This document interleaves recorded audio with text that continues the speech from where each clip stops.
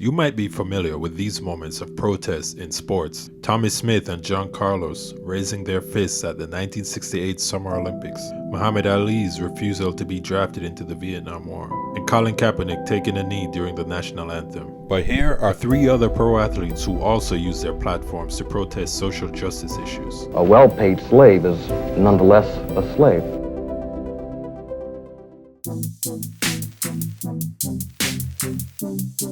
The Denver Nuggets select Chris Jackson from LSU. College superstar Chris Wayne Jackson was drafted 3rd overall in the 1990 NBA draft. 1 second, Jackson for the game!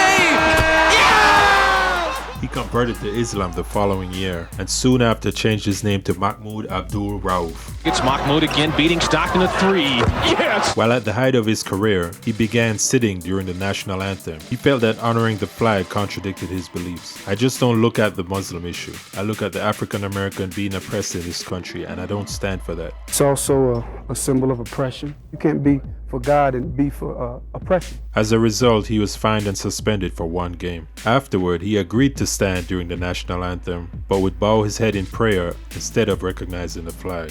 He only played for 3 more seasons in the NBA.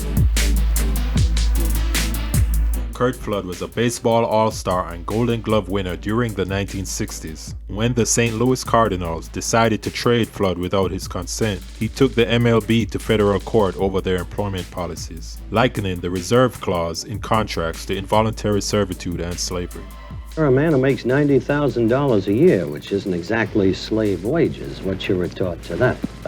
A well-paid slave is nonetheless a slave. While retired players like Jackie Robinson supported Flood's cause, active players were unwilling to testify. I don't want anybody to own me. The Supreme Court ruled against him. It cost the 2-time World Series winner his career, but led to a transformation of professional sports. Now players can operate as free agents with the power to negotiate their own contracts.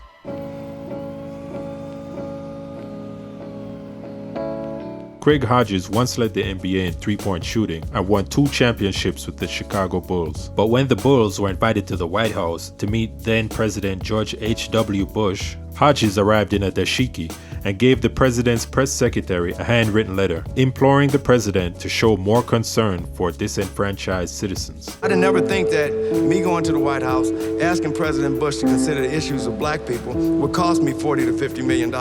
Hodges unsuccessfully sued the NBA for $40 million in 1996, claiming he was blackballed because of his outspoken political nature as an African American. There's no doubt these athletes set the stage for today's players to protest, but we still have a long way to go.